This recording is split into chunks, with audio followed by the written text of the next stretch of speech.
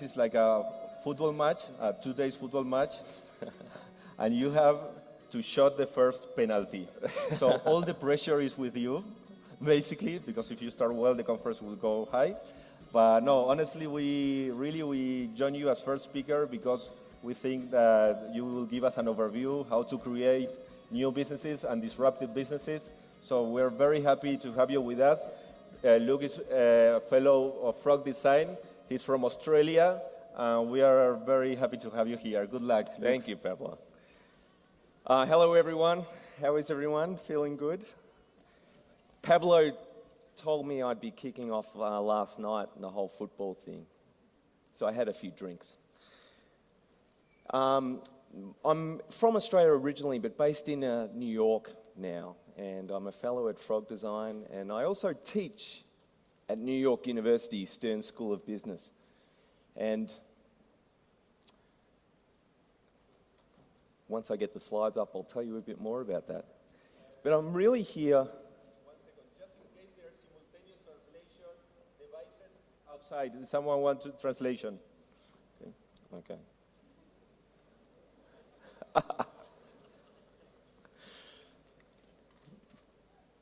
And speak it in Spanish? We're sorry. That's okay. Seconds. That's okay. Okay. Yes, my Spanish is non-existent. I'm sorry.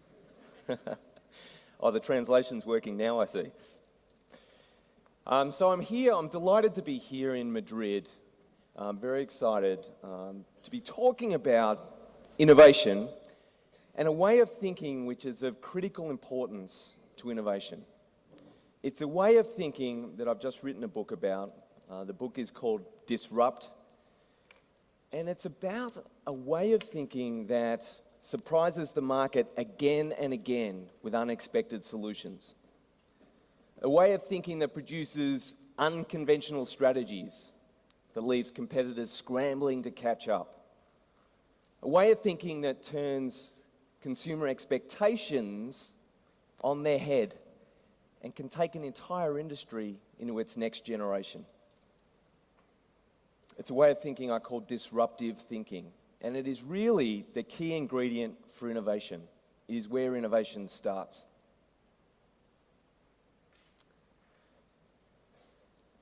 It's okay.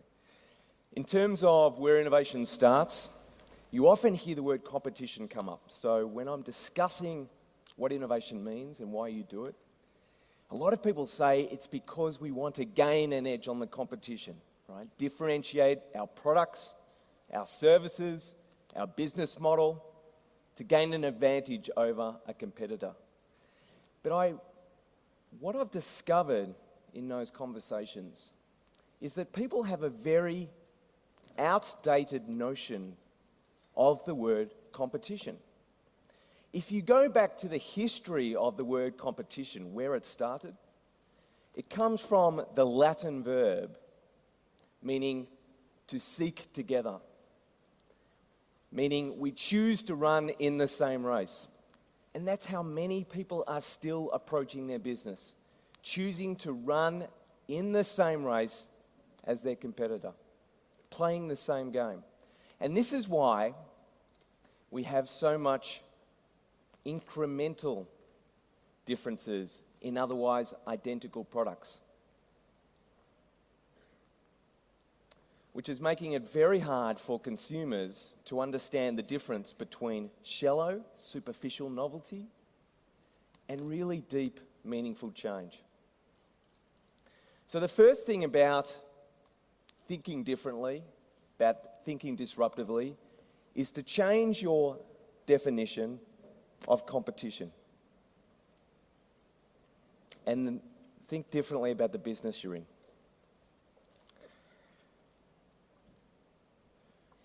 The main point of that is when people speak about disruptive technology or innovation, they're often they're telling you how to spot the changes going on in the marketplace. So how to spot and react to disruptive change in your circumstances or your business. But I think this is too much of a passive approach. I think it's much more important to be the disruptive change in your industry. to be the one that takes the industry in another direction. Now, when that is the case, it doesn't resemble the traditional notion of competition, which is a very happy thing. If you're choosing to play in the same race or the same game as your competitor, everything's good, yeah? Because you just have to make it faster or you just have to make it cheaper than your competitor. But it's this very happy notion. I don't know who this guy is, but he was the happiest guy I could find on the internet. But this reminds me of, if we all play along together, may the best business win. But what I'm interested in talking to you about today is how to be that disruptive change. And when you are being the disruptive change in your industry, it doesn't look like this. It looks like this. Anyone recognize that image? View? Yep, the Psycho scene in the shower scene in Psycho where she gets stabbed. Now, can anyone tell me what happened in that famous Alfred Hitchcock movie before she got stabbed in the shower? Does anyone remember it?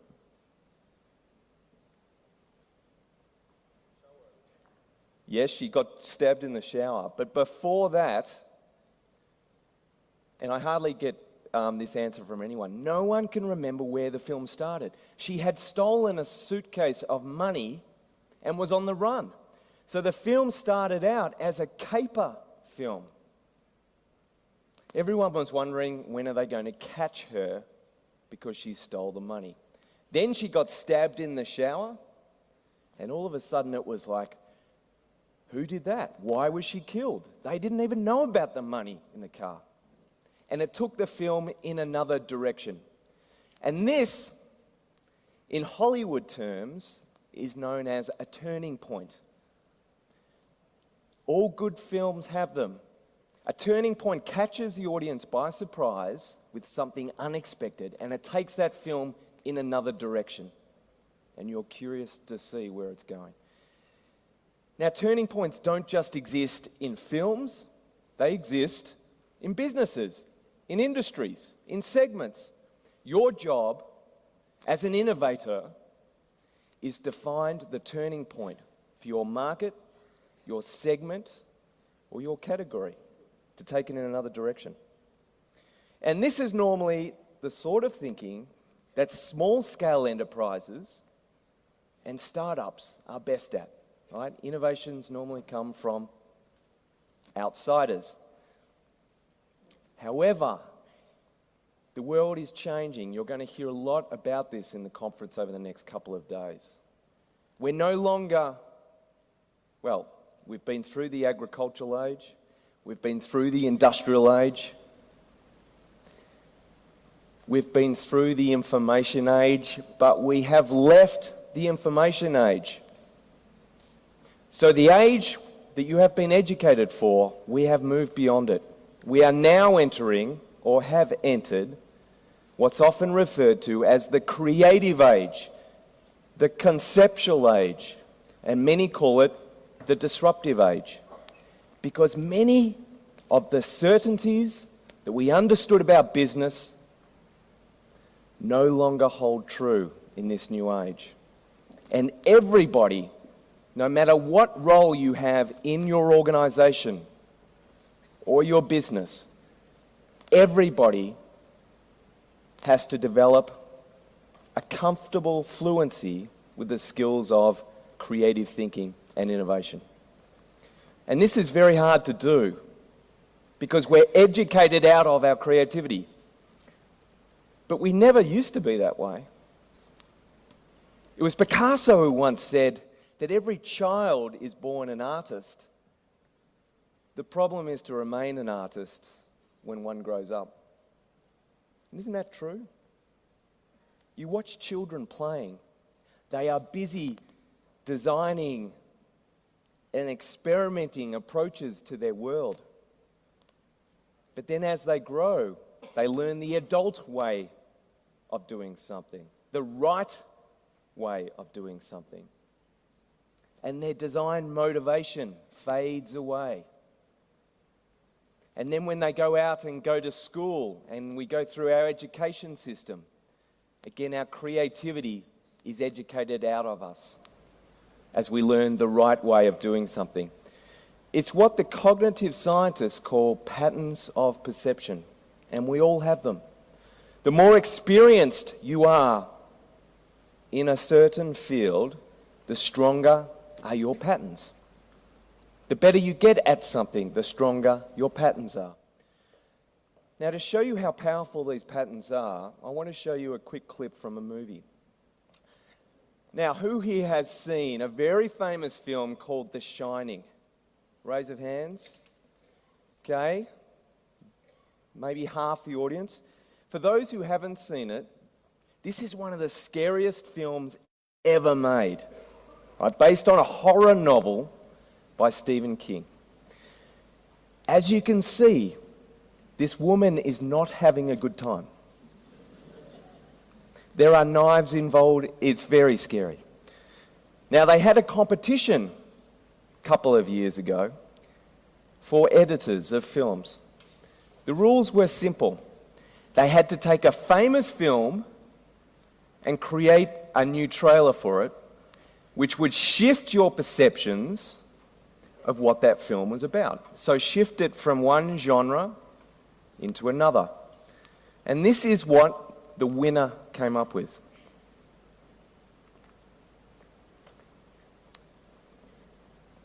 We'll need sound, guys. He's a writer looking for inspiration.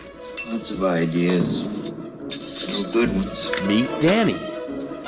It's a torch. He's a kid looking for a dad. There's hardly anybody to play with around here.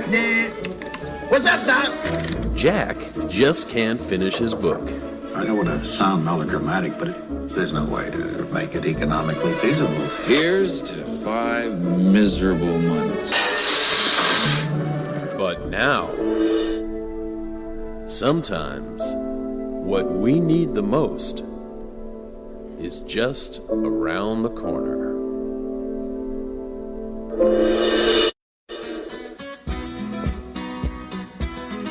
I'm your new foster father. I'd do anything. Climbing up on Salisbury Hill, I love it. I could see the city light. My heart going boom, boom, boom. Son, he said, grab your things, I've come to take you home. Shiny.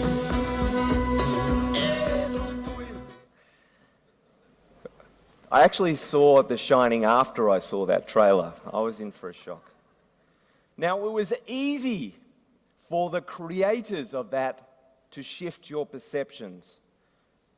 The reason being is that your patterns for a horror film are just as strong as your patterns for a romantic comedy, because you've seen all these movies and these trailers before. So just by changing a couple of conventions, like the soft voiceover, the Peter Gabriel soundtrack. We've tried this actually. You can put Peter Gabriel in anything and it will soften it up. They were able to shift your perceptions from a horror film to a romantic comedy. Now, the same applies in business. Now, at Frog Design, the company I worked at for 8 years as a creative director, the company has a long history. 40 years.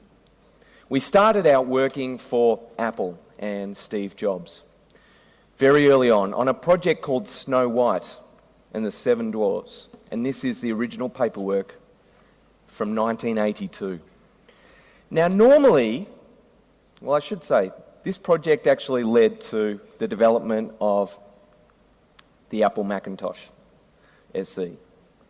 Now, normally, when you're a design firm, and you're being briefed with a project, it is lists and lists of requirements, particularly for technology products. It has to be this price point. It has to have this much memory. It has to be this fast. It has to be aimed at this target segment. Lists. Steve Jobs didn't give Frog Design a list of requirements. He said only one thing. He said, when asked what he wanted from the future of Apple and his vision for computers, he simply said this: I want Bob Dylan songs. Right? I mean, can you imagine getting that? You're about to design a computer, and the boss says to you, I want a computer like a Bob Dylan song. Any Bob Dylan fans? A few. Bob Dylan music is often described as poetic, so he wanted that emotional connection. Any who hadn't heard it, here's an example. We'll need volume again, guys. Okay, no volume. I'll sing it. So Bob Dylan, if you want to understand how innovation works, study the career of Bob Dylan. As soon as he gains success in one category and the competitors catch up, he runs in another direction. And he often alienates his existing fan base to do it. It's quite interesting. What Steve Jobs was... Come gather round, people, wherever you roam, and admit that the waters around you have grown, and accept it that soon you'll... So imagine trying to translate that into a computer. Okay?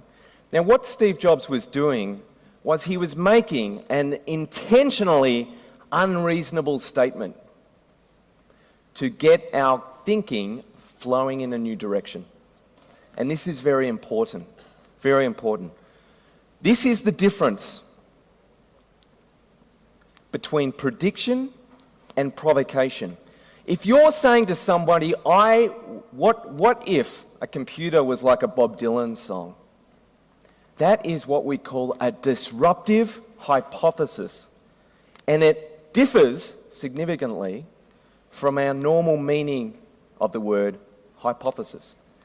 Normally we refer to hypothesis as, oh, my cell phone doesn't work. I wonder if it's the battery. That's a hypothesis. If I change the battery, maybe it will work. So then I test the hypothesis. I change the battery. If it was the battery and the phone works, great. If it doesn't, I need a new hypothesis. You make a reasonable prediction about why the phone doesn't work. However, in design and innovation, we don't make reasonable predictions.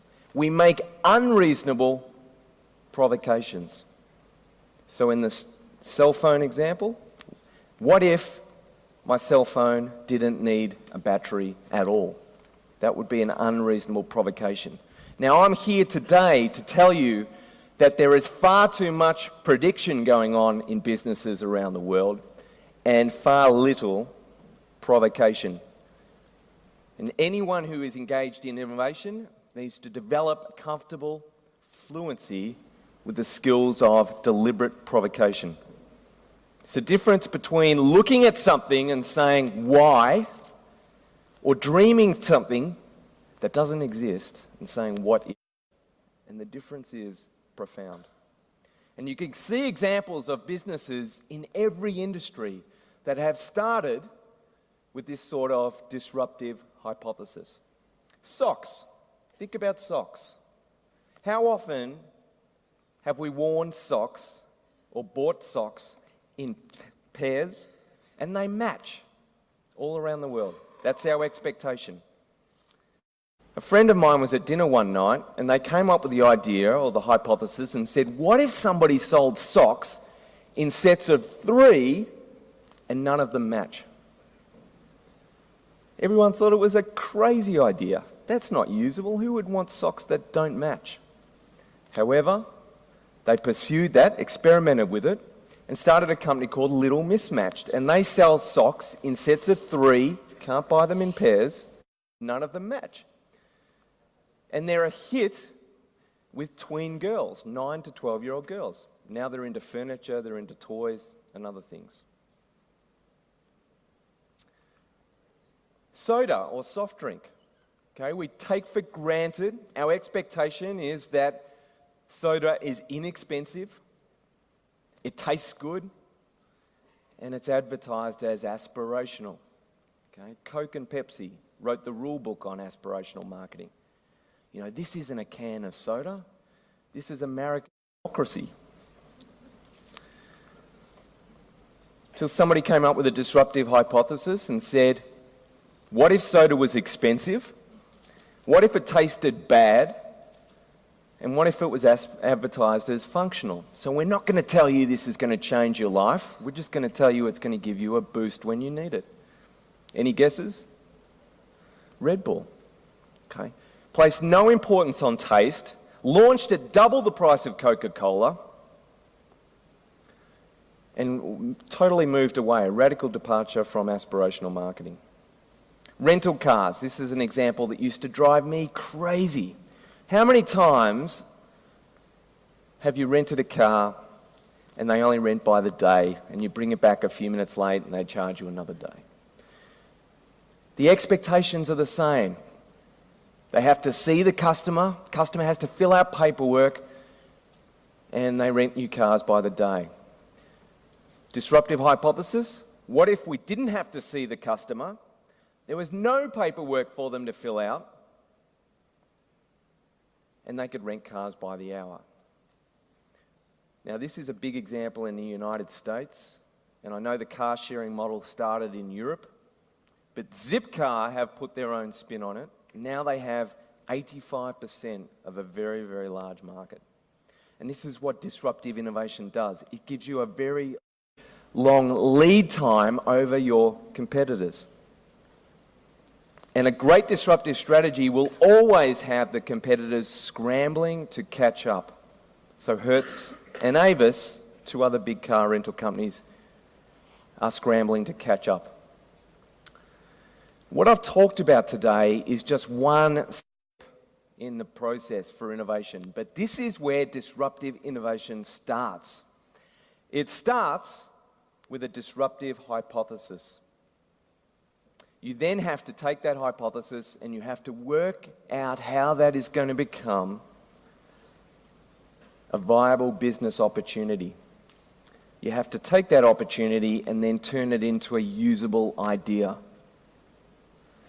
You then have to take that idea and turn it into a practical solution, because disruption for disruption's sake is just annoying. It has to deliver value. You have to find out who loves socks that don't match. And finally, you have to pitch that disruptive solution to somebody who is going to implement it or back it or invest in it. Even within your own company, you have to build a persuasive story around that solution. And I'm going to leave you with this example. If you really want to know how disruptive thinking works, study the work of professional comedians, because they are masters of disruptive thinking. If you think about what a comedian does, he tries to work out what his audience is taking for granted, what do they expect,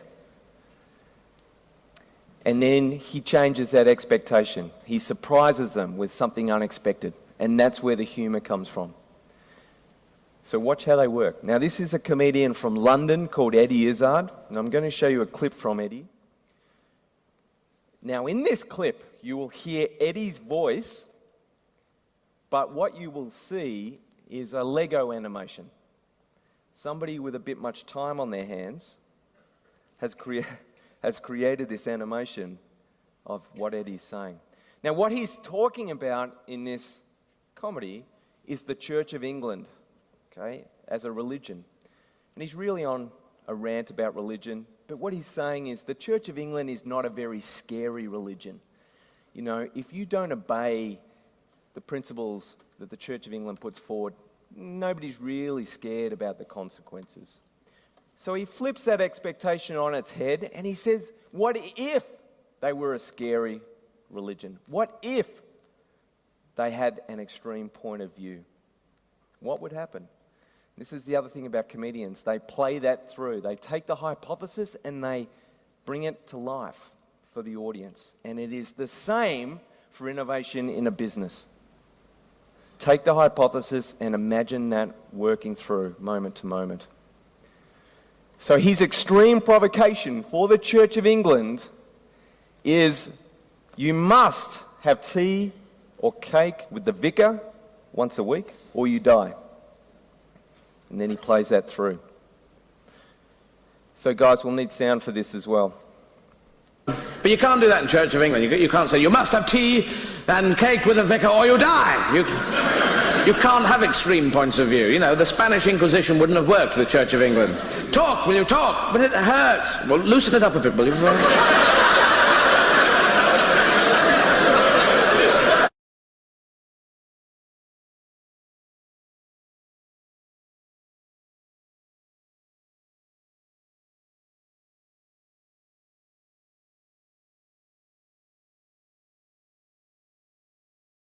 That's a pretty easy question. Anyone can answer that. Cake or death?